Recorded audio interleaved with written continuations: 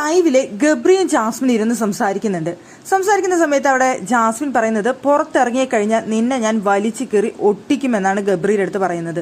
അപ്പൊ ഗബ്രി ഇങ്ങനെ നോക്കുന്നുണ്ട്. എന്നിട്ട് ജാസ്മിൻ തന്നെ പറയുന്നുണ്ട് അപ്പൊ നീ എന്നെ ബ്ലോക്കൊക്കെ ചെയ്ത് പോകുന്നുണ്ടായിരിക്കും എന്ന് പറയുന്നുണ്ട്. അപ്പൊ ഗബ്രി പറയാണോ എന്റെ ഫോളോവേഴ്സ് ഒക്കെ എത്രയായോ എന്തോ എന്ന് പറയുമ്പോൾ അവിടെ ജാസ്മിൻ പറയുന്നുണ്ട് നിനക്ക് 500K ഫോളോവേഴ്സ് ഒക്കെ ആയിട്ടെന്നാണ് ഞാൻ അറിഞ്ഞത്. അപ്പൊ അല്ല നിന്റെ കണ്ണ് തള്ളിയിലേക്ക് ഇട്ടിട്ട് ഞാൻ അറിഞ്ഞതാടാ എന്ന് പറയുന്നുണ്ട് ജാസ്മിൻ. അപ്പൊ അവിടെ നമ്മുടെ ഗബ്രി പറയുന്നുണ്ട് 500K ആവണമെന്നുണ്ടെങ്കിൽ അത്ര പെട്ടെന്നൊന്നും നടക്കണ കാര്യമല്ല എന്ന് എനിക്കറിയാം. ഒരു 8,000 പോട്ടെ ഒരു 12,000 13,000 ഒക്കെ ആൾക്കാർ എന്തായാലും ഫോളോ ചെയ്തിട്ടുണ്ടാവും എന്നാണ് ഞാൻ കരുതുന്നത് എന്ന് പറയുന്നുണ്ട് ഗബ്രി. ആ സമയത്ത് അവിടെ ജാസ്മിൻ പറയുന്നത് അത്രയൊന്നല്ല, എന്തായാലും ഒരു 100K എങ്കിലും മിനിമം ആയിട്ടുണ്ടാവും എന്ന് പറയുന്നുണ്ട്. അങ്ങനെ ഇവർ സംസാരിച്ച് നമ്മുടെ ജാസ്മിൻ പറയുന്നുണ്ട് നീ ഭയങ്കര ഇറിറ്റേറ്റിംഗ് ആണെന്ന് പറയുന്നുണ്ട് ഗബ്രിയുടെ അടുത്ത്.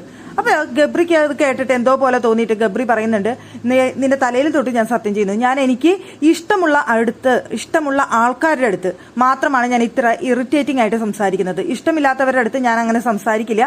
എനിക്ക് ഒരുപാട് ഇഷ്ടം തോന്നി കഴിഞ്ഞാൽ ഞാൻ അവരെ ഇറിറ്റേറ്റ് ചെയ്ത് സംസാരിക്കുന്ന എനിക്കൊരു ശീലമുണ്ട്, അതുകൊണ്ടാണ് ഞാൻ അങ്ങനെ ചെയ്യുന്നത് എന്ന് പറയുന്നുണ്ട്. അപ്പൊ ജാസ്മിൻ പറയുന്നത് അതൊരു പരിധി കഴിഞ്ഞാൽ അത് ഭയങ്കര ബോറാണ്, അങ്ങനെ തോന്നി കഴിഞ്ഞാൽ ഞാൻ ഇവിടെ വെച്ച് ആ ബന്ധം അങ്ങ് ക്ലോസ് ചെയ്യും എന്ന് പറയുന്നു. അത് ഗബ്രിക്ക് അങ്ങ് ഇഷ്ടപ്പെട്ടില്ല. ഗബ്രി പറയുന്നുണ്ട് ഓ അപ്പൊ നീ എന്നോട് മുമ്പ് പറഞ്ഞിട്ടുണ്ട് നമ്മൾ തമ്മിലുള്ള ബന്ധമൊന്നും നമ്മൾ അങ്ങനെ ക്ലോസ് ചെയ്യില്ല എന്നുള്ള കാര്യം, പക്ഷെ നിനക്ക് ഇഷ്ടപ്പെട്ടില്ല എന്നുണ്ടെങ്കിൽ നീ അത് റിലേഷൻ കട്ട് ചെയ്യുമെന്നല്ലേ നീ ഉദ്ദേശിക്കുന്നത് എന്ന് ചോദിക്കുന്നുണ്ട്. അപ്പൊ ജാസ്മിൻ പറഞ്ഞു അതെ ഞാൻ റിലേഷൻ കട്ട് ചെയ്യും, എനിക്ക് ഇറിറ്റേറ്റിംഗ് ആയിട്ട് തോന്നുകയും എനിക്ക് ഇഷ്ടപ്പെടാതെ വരികയും ചെയ്ത് കഴിഞ്ഞാൽ ഞാൻ കട്ട് ചെയ്യുമെന്ന് പറഞ്ഞു.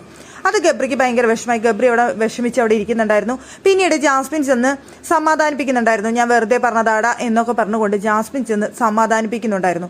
എനിക്ക് തോന്നുന്നു ഇപ്പൊ 2 ആഴ്ചയായിട്ട് ഇവര് 2 റൂമിലാണ്. മൊത്തത്തിൽ ഗെയിം ഒന്ന് മാറ്റി പിടിക്കാനായിട്ട് രണ്ടുപേരും തീരുമാനിക്കുന്നുണ്ടായിരിക്കാം. ഇപ്പൊ വീണ്ടും ഗബ്രി പവർ റൂമിലോട്ട് കയറിയിരിക്കുകയാണ്.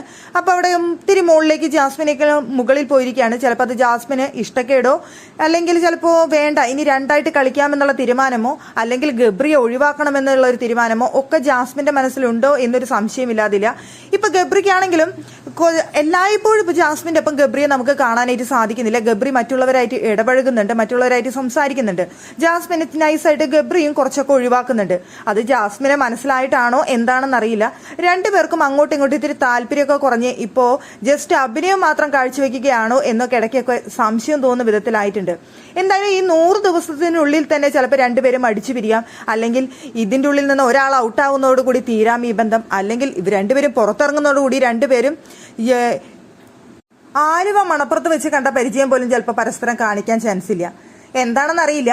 രണ്ടുപേരും നൈസായിട്ട് ഒഴിവാവുന്നുണ്ടോ ഊരുന്നുണ്ടോ എന്ന് സംശയം. ജാസ്മിൻ ഗബ്രിയുടെ അടുത്തുനിന്ന് ഒന്ന് നൈസായിട്ട് ഒഴിഞ്ഞു മാറി ഗബ്രിയെ ഒഴിവാക്കാനുള്ള ശ്രമമാണോ എന്നും നമുക്ക് ഇവരുടെ സംസാരത്തിൽ നിന്നും ലൈവിൽ നിന്നൊക്കെ ഇടയ്ക്ക് തോന്നുന്നുണ്ട്.